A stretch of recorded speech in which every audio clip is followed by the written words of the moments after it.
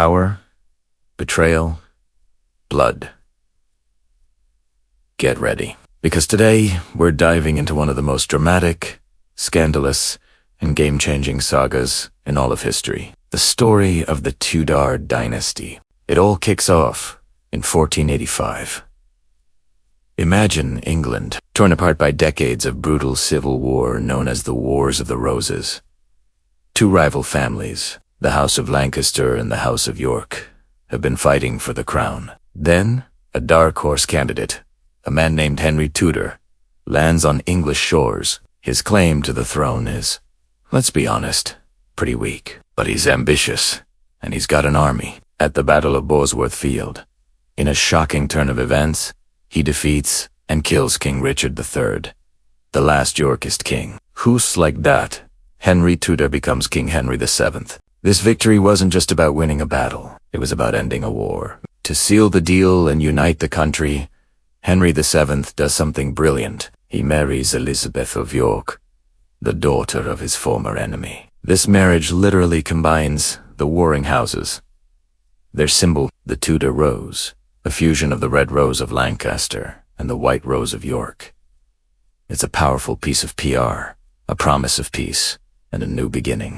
But Henry VII knew his throne was shaky. He spent his reign being cautious, almost paranoid. He was obsessed with two things: security and money. He ruthlessly crushed any rebellions, filled the royal treasury, and centralized power like never before. He was a micromanager, not a glamorous king, but he was effective. When he died in 1509, he left his son a kingdom that was stable, wealthy, and at peace. He had laid the perfect foundation. The stage was set for a king who would change England and the world forever. Enter his son, the one, the only, Henry VIII.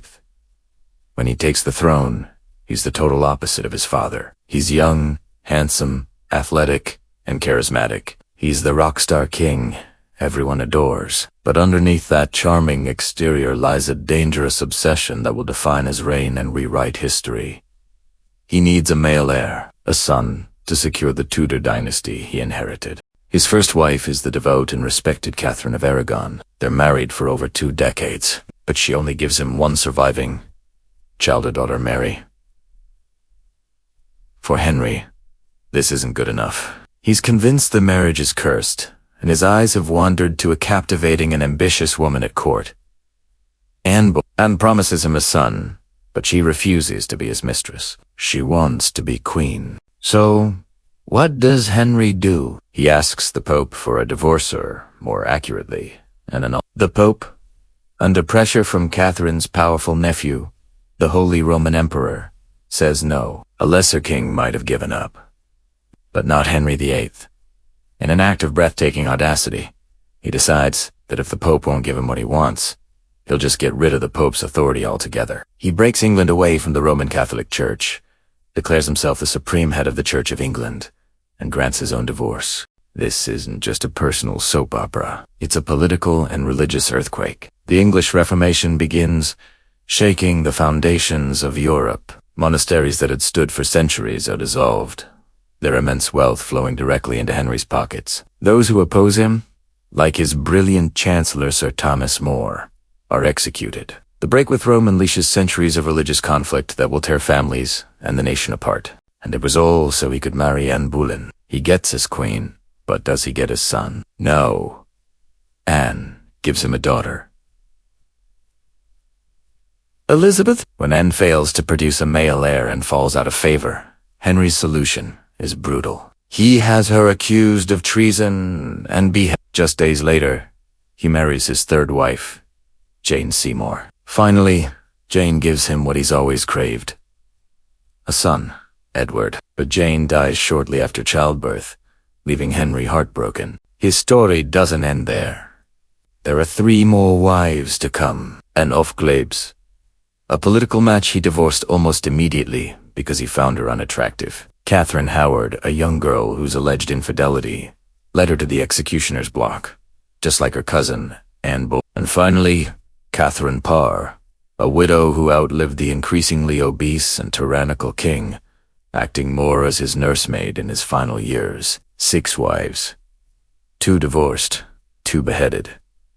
1 died, 1 survived. It's a legendary and tragic tale. When Henry VIII dies, he leaves behind his precious son, but also an England that is deeply and violently divided over religion. Henry's 9-year-old son, Edward VI, takes the throne. Being so young, he's guided by powerful Protestant advisors who push England even further away from Catholic traditions. The country becomes more firmly Protestant, but Edward's reign is tragically short. He dies at just 15, and with no children of his own, a crisis erupts. Who's next in line? It's Mary, Henry VIII's first daughter with Catherine of Aragon, and she is fiercely, passionately Catholic. She sees it as her life's mission to reverse her father's and brother's reforms and return England to the Catholic Church.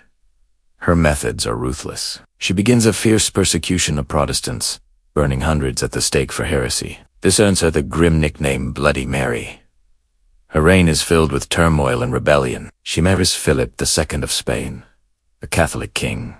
But the marriage is unpopular and produces no heir. When Mary dies after just 5 years on the throne, it seems like the Tudor line is doomed. But there's one Tudor left.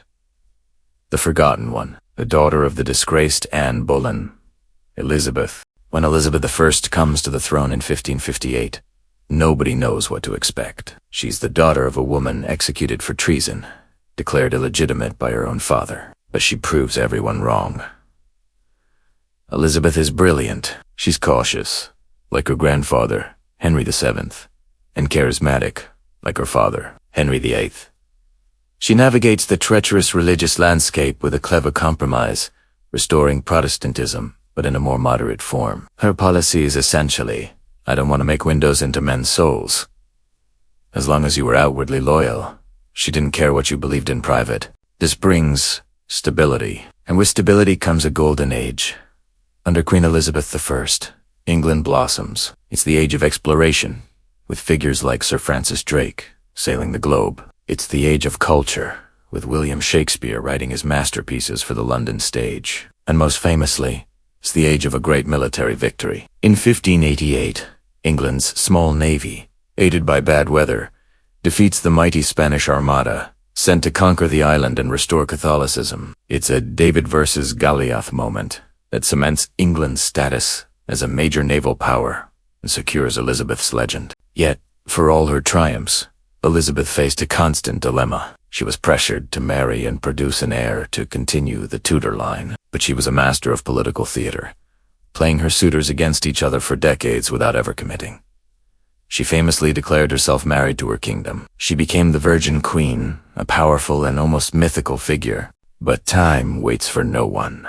As Elizabeth grew old, the question of succession loomed larger than ever. With no children of her own, the Tudor dynasty would die with her. When she finally passed away in 1603, after a remarkable 45-year reign, the crown passed to her closest relative, James VI of Scotland, the son of her cousin and rival, Mary, Queen of Scots, a woman Elizabeth had been forced to execute years earlier. And so, the Tudor dynasty, which began on a bloody battlefield, ended quietly in a royal bedchamber. It lasted just 118 years, a mere blip in the grand scheme of history. But in that short time, 5 Tudor monarchs transformed England from a fractured, inward-looking medieval kingdom into a confident, dynamic, and globally ambitious nation. They broke with 1,000 years of religious tradition, redefined the power of the monarchy, and laid the groundwork for the British Empire. Their story is a timeless,